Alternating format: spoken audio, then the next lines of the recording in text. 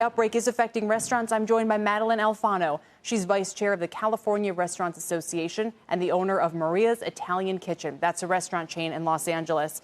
Madelyn, as I understand it, my producer tells me your business just dropped 50% as of yesterday. How bad is it? Overnight.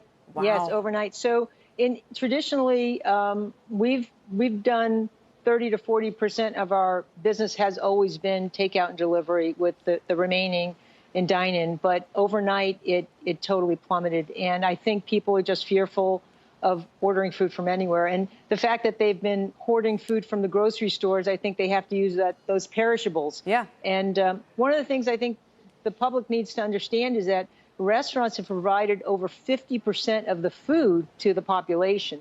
And now with this shutdown looming over us, it's really a challenge. You know, there's go ahead. I was just going to say there's a mixed messaging, and I want to know your thoughts about this. On the one hand, you have places, I think Italy might even be one case, where they've shut down all the restaurants. In our Contessa Brewery, you probably just heard, New York, a lot of those restaurants closed. On the other hand, the president just got up and said, and Secretary Mnuchin said, we want drive-thrus to remain open. We encourage people to use restaurant apps for walk-in and takeout. What is California's policy on that? Well, currently, we're allowed to do takeout and delivery. Dine-in has been suspended. And like the other person you had on the show earlier, yes, what we've done with our servers and our bussers and our cashiers is we've afforded them the opportunity to sign up to drive, to be delivery drivers. So that way we're trying to help all of our employees maintain their earning capacity. All of our servers are food handlers. We all have food handler cards, so they're ServSafe certified. They understand they understand hygiene.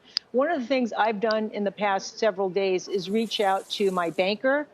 We have a small community bank, Mission Valley Bank, and I talked to them about what they're doing for their community to abate, late charges for loan payments, or even go to an interest-only idea. Reach out to the State Board of Equalization. We get penalties if we're late. Right now, without income and without that cash flow, we're not going to be able to make those payments, and they're huge fines. Another thing is our insurance companies, workers' compensation, health insurance. We get penalties if we don't pay, and there's such a challenge for cash flow right now that small businesses are really going to have a problem making these payments. And finally, we need the lawmakers, and there are two in California that I'm very proud to say, one from San Diego and one from San Francisco, that are trying to put a bill in act. And the California Restaurant Association is calling it the Hibernation Act, which means the commercial leases do not terminate leases, do not fine restaurants for not being able to make those lease payments, and perhaps even abate or forgive the rent for at least a couple of months. Because without restaurants, the country will be at a huge loss. I mean, this is where everyone celebrates. They not only do they get their regular meals, but it's a place where people come together to share experiences. It's social. It's nurturing. Yes. And at Maria's Italian Kitchen, we've been a home away from home for so many years. We've been in business for 40 years, and in all of my 40 years, I have never seen something like this.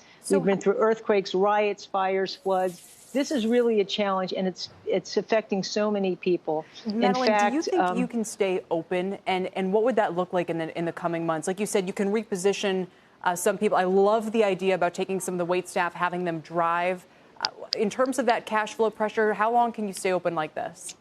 Well, what we're doing is, since we have restaurants in close neighborhood proximity, so we've temporarily closed one of our Santa Monica locations and moved our staff to our Brentwood or our West Los Angeles location. That's, for you back east, it's about 2.5 miles, 3 miles radius, and we're forwarding our phones to the other restaurants.